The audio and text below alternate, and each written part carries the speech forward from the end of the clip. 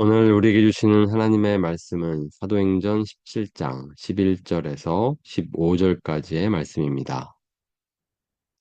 베레아에 있는 사람들은 데살로니가에 있는 사람들보다 더 너그러워서 간절한 마음으로 말씀을 받고 이것이 그러한가 하여 날마다 성경을 상고하므로 그 중에 믿는 사람이 많고 또 헬라의 귀부인과 남자가 적지 아니하나 데살로니가에 있는 유대인들은 바울이 하나님의 말씀을 베레아에서도 전하는 줄을 알고 거기도 가서 무리를 움직여 소동하게 하거늘 형제들이 곧 바울을 내보내어 바다까지 가게 하되 실라와 디모데는 아직 거기 머물더라. 바울을 인도하는 사람들이 그를 데리고 아덴까지 이르러 그에게서 실라와 디모데를 자기에게로 속히 오게 하라는 명령을 받고 떠나니라. 아멘. 오늘은 성령 강림 후 23째 주, 26째 주 목요일입니다.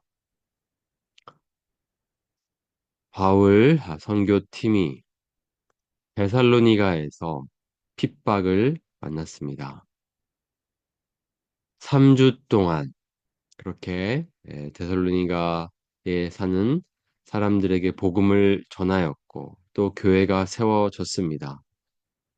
그러나 이 핍박 때문에 이렇게 짧은 시간 만에 그들은 그곳을 떠나야 했습니다.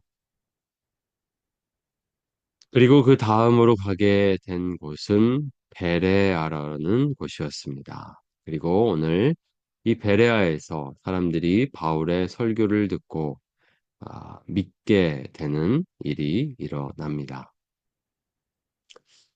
오늘 그들의 행선지는 베레아였습니다. 그렇다면 이 베레아는 원래부터 이 바울 선교팀이 계획한 곳이었을까요? 우리는 이것을 알 수는 없습니다. 언급하고 있지 않고 있기 때문에.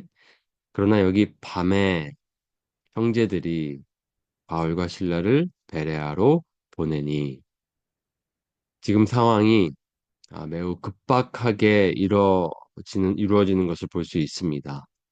갑작스런 그런 핍박, 거기에서 아, 바울과 실라를 보호하기 위해서 감추고 또 이렇게 숨겨주고 그 다음에는 밤에 바울과 실라를 보내게 되었습니다. 아마도 이것은 계획된 곳이 아닌 것으로 봅니다. 원래 이 유럽 선교는 서쪽을 향해 가게 되어 있었을 것이고 또 최종 목적지는 아마도 로마였을 것입니다. 그러니까 서쪽으로 가는 것이 자연스러운데 오늘은 남쪽으로 향하게 됩니다. 계획한 여정이 있었지만 또 그 가운데 하나님이 그 여정을 바꾸신다면 따라가면 되는 것입니다. 이렇게 마게도냐로 넘어왔던 것도 사실 하나님의 이끄심이었습니다. 원래 계획된 곳이 아니었습니다. 모든 것이 하나님이 이끄시는 대로 바울과 그 선교팀이 순종하는 것을 볼 수 있습니다. 그리고 그 가운데에 오늘 아주 또 새로운 만남을 갖게 됩니다. 베레아에서 사람들을 만나는데 이 베레아에 있는 사람들은 특징이 있었습니다. 어느 지역에 갔을 때 그 지역의 사람들의 특징을 이렇게 설명한다는 것, 매우 이례적입니다. 그런데 여기 이 베레아에 있는 사람들을 이렇게 소개하고 있습니다. 데살로니가에 있는 사람들보다 더 너그러워서 간절한 마음으로 말씀을 받고 이것이 그러한가 하여 날마다 성경을 상고함으로 사도행전을 기록하고 있는 이 누가는 베레아 사람들이 복음을 듣는 자세를 아주 유심히 이렇게 관찰하고 기록하고 있습니다. 특별했다는 뜻입니다. 복음을 듣는 자세가 매우 특별했습니다.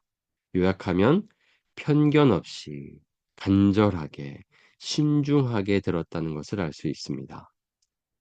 여기 더 너그러워서라는 표현은 영어로는 noble, 그래서 고귀하다라는 어떤 의미가 있는데요.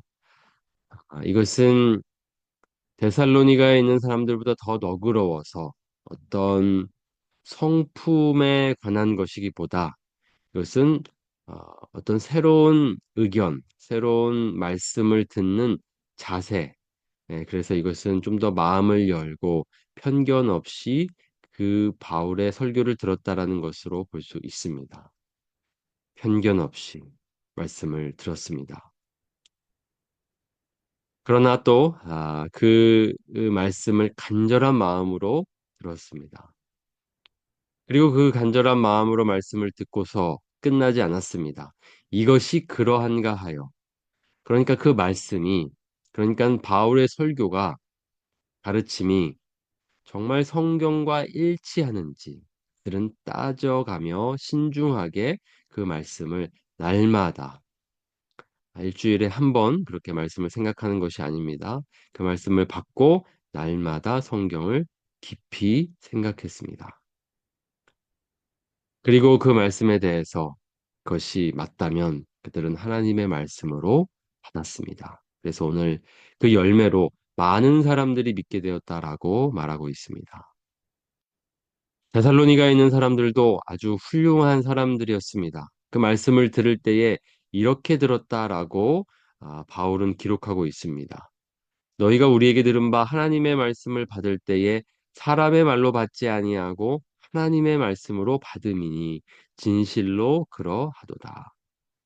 데살로니가 사람들도 아주 특별하게 그 말씀을 들었습니다.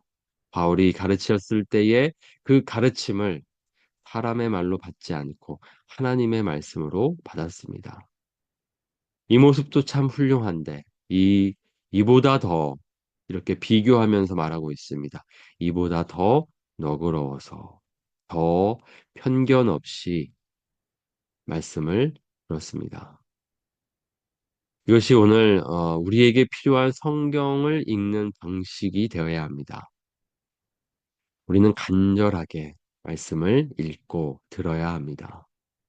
마치 아기들 같이 그 젖을 사모하는 아기들 같이 말씀을 들어야 합니다. 갓난 아기들 같이 순전하고 신령한 젖을 사모하라.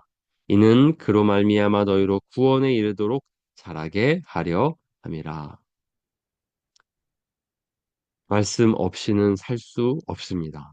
하나님의 말씀이 우리의 영혼의 양식입니다. 그렇다면 간절하게 목마른 마음으로 심정으로 우리가 배고픔으로 그렇게 찾아야 하지 않겠습니까? 바로 베레아 사람들은 그렇게 말씀을 받았습니다. 간절하게. 그 말씀이 나에게 필요합니다. 그 말씀을 듣기를 원합니다. 이렇게 말씀을 간절하게 들었던 그 모습. 그것이 오늘 우리에게 필요한 모습일 것입니다. 우리가 하나님의 말씀을 언제나 읽고 들을 때에는 이렇게 간절하게 들읍시다. 그리고 두 번째는 신중하게입니다. 간절함만 강조하고 있지 않습니다. 신중함도 강조하고 있습니다. 우리가 쉽게 모든 말씀들을 아멘 하고 받을 수 있습니다. 또 그것도 칭찬할 만한 믿음입니다. 아이들처럼 그 말씀을 편견 없이 받을 수 있지만 성경은 꼭 그렇게만 보는 것을 또 강조하고 있는 것 같지는 않습니다. 또 신중하게 말씀을 들었어도 그것이 정말 맞는 말씀인가 신중하게 듣고 해석하라고 말하고 있습니다. 오늘 베레아 사람들은 그렇게 그 말씀을 간절하게 받았지만 그것을 하나님의 말씀으로 바로 받지 않았습니다. 정말 그러한가? 그 말씀이 바울의 그 설교가 기존에 알고 있었던 성경과 일치하는지를 따져가며 그렇게 말씀을 받았습니다. 말씀은 그렇게 우리가 받아야 합니다. 풀어야 합니다. 먼저 알 것은 성경의 모든 예언은 사사로이 풀 것이 아니니 쉽게 해석하지 말라는 뜻입니다. 왜냐하면 예언은 언제든지 사람의 뜻으로 낸 것이 아니요 오직 성령의 감동하심을 받은 사람들이 하나님께 받아 말한 것임이라. 말씀을 읽고 그냥 머리로 우리가 쉽게 이해할 수 있습니다. 그리고 그렇게 그것을 봤다라고, 그것을 이해했다라고 넘어갈 수 있습니다. 그러나 그렇게 하지 말라는 것입니다. 쉽게 해석하지 말고 성령님께서 영감으로 그 말씀을 기록하게 하셨다면 우리가 말씀을 읽고 해석할 때에도 성령님의 도우심이 필요합니다. 우리의 눈이 열려야 하고, 그리고 말씀을 볼 수 있어야 합니다. 신중하게 말씀을 받읍시다. 이러한 자세가 있어야 거짓 가르침을 분별할 수 있습니다. 말씀과 맞추어 그 말씀을 해석해야 합니다. 이렇게 신중하게 말씀을 읽는 방식, 오늘 우리에게 필요한 성경 읽기의 방식이 되어야 합니다. 아, 저 여러분 모두가 오늘 베레아 사람들처럼 성경을 읽었으면 좋겠습니다. 말씀을 들었으면 좋겠습니다. 간절하게, 그러면서 동시에 신중하게 말씀을 듣고 그것이 모두 맞다면, 그러하다면 우리의 마음에 감동이 있고 또 그것이 아멘으로 받아진다면 그 말씀 마음에 깊이 새기고 말씀대로 살아가면 좋겠습니다. 아, 하나님께서 주신 이 소중한 말씀 그렇게 소중히 여기는 저와 여러분이 되기를 원합니다.